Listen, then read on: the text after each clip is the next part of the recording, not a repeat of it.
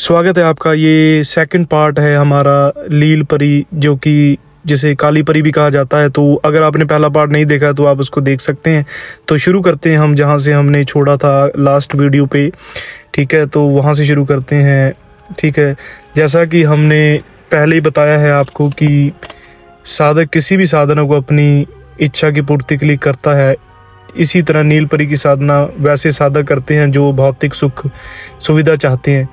ठीक है, तो हम आपको बताएंगे यहाँ पर जिन्हें किसी प्रकार की गुप्त जानकारी प्राप्त करनी होती है वही लोग नील परी की साधना करते हैं। ऐसा ही नहीं कि नील परी की साधना करने के बाद साधक को भौतिक सुख सुविधा और गुप्त जानकारी भी मिलती है। इसके अलावा भी नील परी साधक को विभिन्न तरह से फायदे पहुंचाती है और साधक इस नील परी को सिद्ध करने के बाद अपना मनचाहा काम भी करवा सकते हैं तथा समाज में मान सम्मान प्राप्त कर सकते हैं। आपकी जानकारी के लिए बता दें कि अगर आप नील परी की साधना कर रहे हैं या फिर ऐसा कोई भी साधक जो नील परी को सिद्ध करना चाहता है, उसे नील परी को बहन के रूप में सिद्ध करने का आवाहन करना चाहिए, क्योंकि फिर यह आपको उन्हीं के अनुसार अपनी शक्तियां देगी। नील परी की साधना बहुत जल्दी ही अच्छे रिजल्ट देती है, परंतु ये साधना पूरी होने से पहले साधक की कड़ी परीक्षा भी लेती है। नील परी के अलावा भी विभिन्न परियां हैं जिसकी साधना साधक कर सकते हैं, परंतु उनकी बात बाद में करेंगे। फिलहाल चाहते हैं कि नील परी पर साधना के ऊपर जानकारी बताई जाए, आपको साधना कैसे की जाती है तथा विधि। आपकी जानकारी के लिए बता दें कि जो साधक नील परी को सिद्ध करना चाहता है उन्हें नील परी को सिद्ध करने के लिए लगातार 41 दिन इसकी साधना करनी होगी, क्योंकि नील परी को सिद्ध करने का समय 41 दिन का है। ठीक है, और इसे सिद्ध करने की विधि इस्लामिक विधि है, इसलिए नील परी को सिद्ध करने के लिए साधक को वासनाओं के माया जाल से बाहर निकलना होगा। अगर आप किसी भी तरह के गलत विचार को लेकर इस साधना को शुरू करोगे तो उसमें सफलता नहीं मिलेगी तुम्हें और आपको निराश होना पड़ सकता है। ठीक है, इसलिए इस साधना को शुरू करने से पहले अपने मन को बिल्कुल साफ कर लेना और शुद्ध मन से ही इस साधना को प्रारंभ करना बेहतर होगा। कि साधना से पहले ही आप नील परी को बहन स्वरूप में ध्यान रख लें, ताकि तुम्हारे दिमाग में कोई गंदी बात ना आए। इस दिमाग को स्वच्छ कर लेना। आइए अब आगे जानते हैं कि नील परी की साधना को करने के लिए आपको किन किन सामग्री और कौन कौन से साधनाओं की आवश्यकता पड़ेगी, ताकि आपकी साधना बिना किसी रुकावट के संपन्न हो जाए और नील परी आपसे सिद्ध हो जाए। नील परी को सिद्ध करने के लिए किसी एकांत जगह पर जाकर एक सफ़ेद कपड़ा लें। याद रखें कि वह सफ़ेद कपड़ा 1.25 हाथ चौड़ा और 2.5 हाथ लंबा होना चाहिए। इस सफ़ेद कपड़े को ज़मीन पर बिछाएं।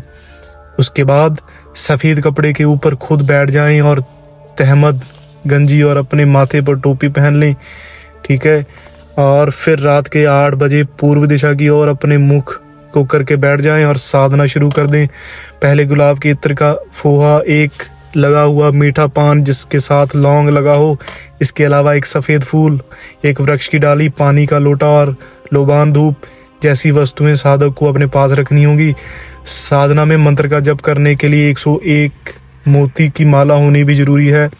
जब साधना की शुरुआत करें तभी इसे एक संकल्प लेना होता है कि आप नील परी को अपनी बहन के स्वरूप में सिद्ध करना चाहते हो, जिससे काम क्रोध का कोई भी भाव इसके ऊपर मत रखें। इसके बाद जब आप साधना शुरू करें तो इससे पहले बिस्मिल्लाहिर्रहमानिर्रहीम का नाम लेकर अपनी साधना को चालू करें।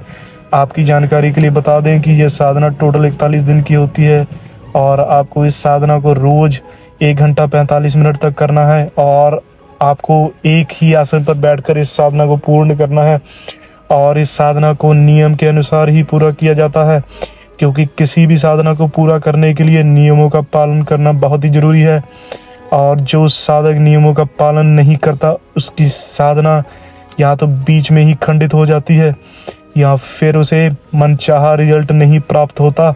इसलिए साधना करते समय नियमों का पालन अवश्य करें अगर तुम सफलता चाहते हो तो। हमने आपको पहले ही बताया है कि यह साधना टोटल 41 दिन की है और ये साधना एक इस्लामिक साधना है और इस्लामिक साधना में नियमों का पालन करना बहुत ही ज़रूरी होता है। क्योंकि जो साधक नियमों का पालन करके साधना करता है उसी साधक का सफल होता है। इसलिए नीलपरी की साधना करते समय आपको कुछ बातों का ध्यान रखना है जो इस प्रकार है। नीलपरी की साधना करते समय जितना हो सके उतना एकांत में ही रहें। इसके साथ ही अपने खान पान से लहसुन प्याज का सेवन ना करें और शराब का सेवन भी ना करें, क्योंकि शराब को इस्लाम में हराम माना गया है। इसके अलावा जो स्त्री रजस्वला है उससे दूर रहें और उसके हाथ का बना हुआ खाना भी नहीं खाएं। तो हो सके तो साधना काल में दरमियान अपने हाथों से बनाया हुआ खाना ही खाएं। साधना की शुरुआत से पहले ही परी के स्वरूप का आवाहन किए रूप में करना है तो यह कर लें। साधना के दौरान तेल का दीपक पास में जलाना है।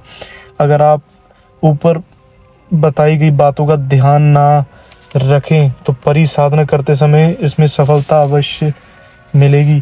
अगर आप साधना से पहले ऊपर बताए गए नियम का पालन नहीं करते तो साधना दरमियान आपको मन में अश्लील विचार आने चालू हो जाते हैं, जिसके कारण आपका साधना करना विफल हो जाता है और मुश्किलें बहुत आ जाती हैं। ठीक है, अगर आप गौर से सोचोगे तो यह बात अवश्य आपके सामने आएगी कि अधिकतर साधक अप्सरा, परी और यक्षिणी की साधना को करते हैं।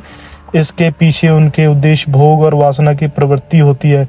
उन्हें लगता है कि अगर वह इन साधना को कर लेते हैं तो उनकी मौज मस्ती में कोई भी कमी नहीं आएगी, जिसके कारण वह यह तय करना भूल जाते हैं कि वह इस साधना को किस रूप में कर रहे हैं।